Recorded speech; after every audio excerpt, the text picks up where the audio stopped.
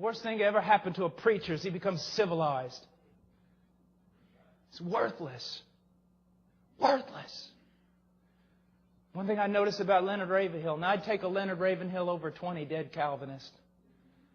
One thing I noticed about Leonard Ravenhill, he was dangerous. He was dangerous.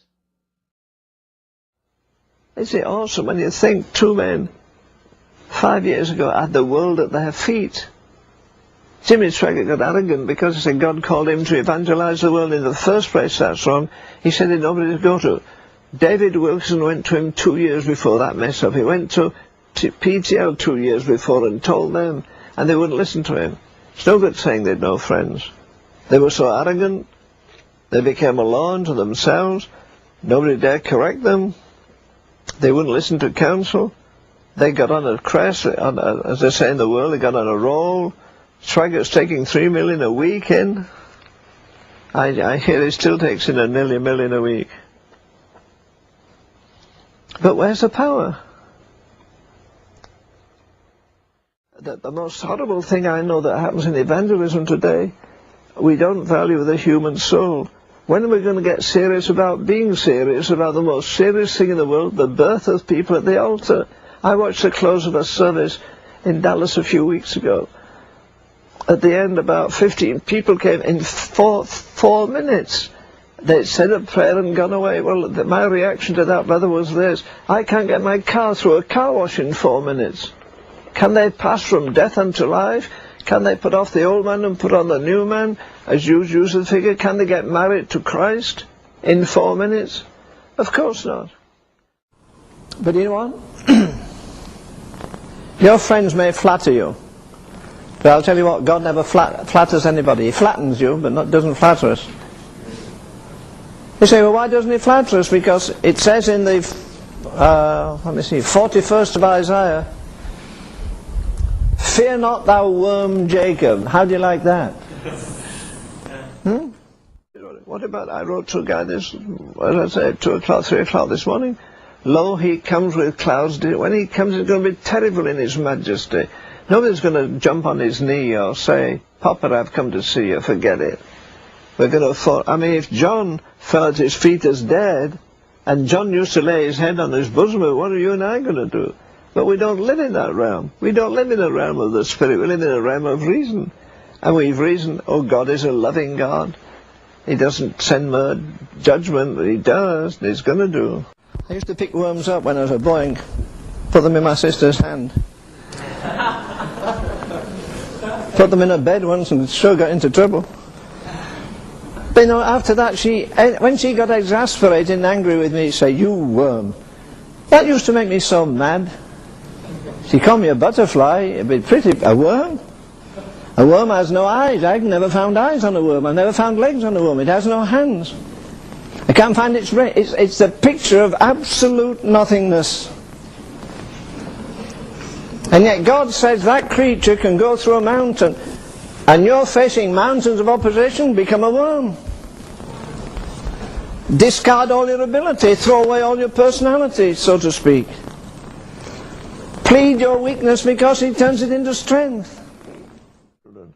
So what we need to rediscover the value of a human soul. Our people need to be taught what repentance is, what the atonement is, what forgiveness is, what pardon is, what justification is, what the witness of this. They don't know. They want to kneel down and in 5 minutes pass from death to life and become a full-blown Christian. It can't happen. Let me give you one classic from history. There's a book by a man by the name of Savonarola. I can't remember now for the life of me who wrote the book.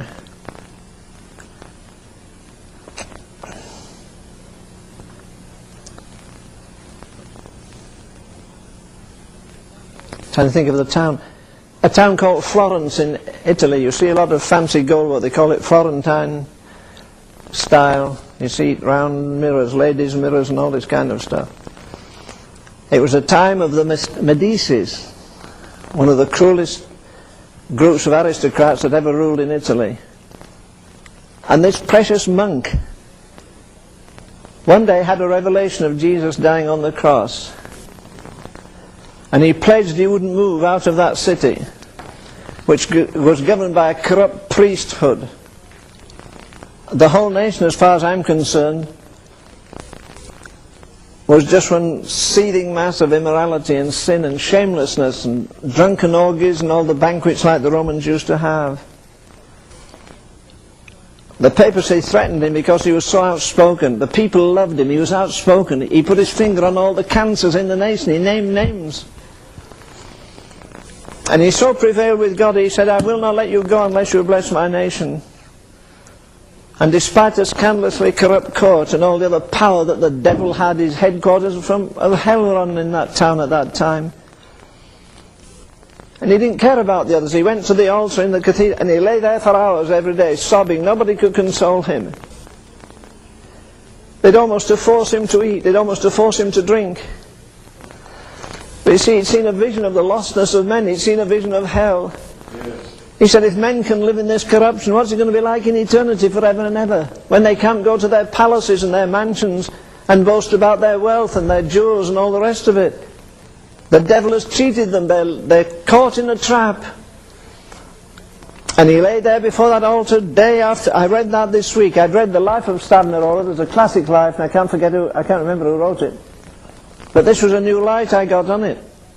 He said he went to that altar day by day and spent hours. Didn't care about people, tourists that came in, or priests that came in, or who came in. If the Pope came in, he wouldn't move. And he would just lay there prostrate on his face, groaning and weeping and crying. As Rachel cried, give me children or I die. As John Knox, when he was a famous man in Scotland, cried, give me Scotland or I die.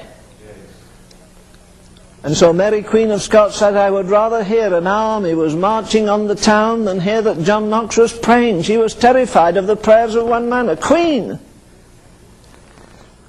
Dear God, we don't shake thrones.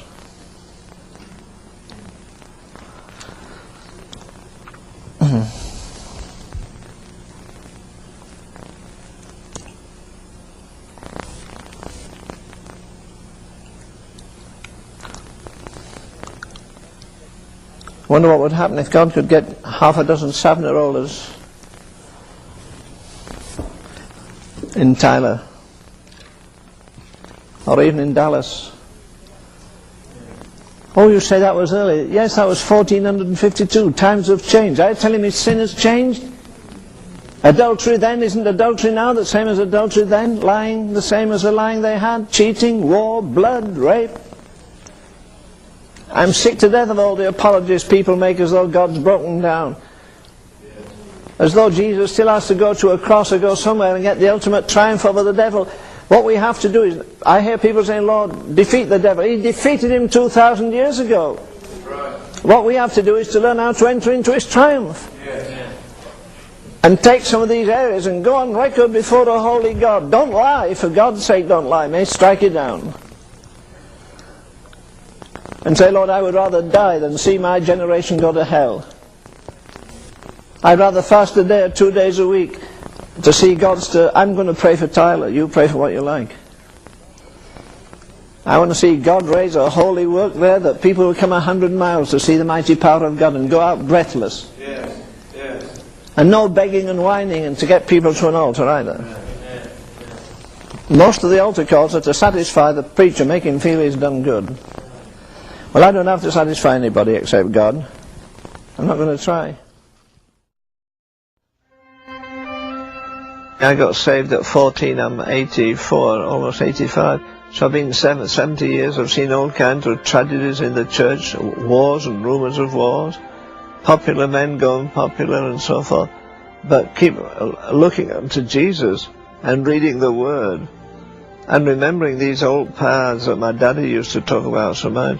And all the other looks like trivia.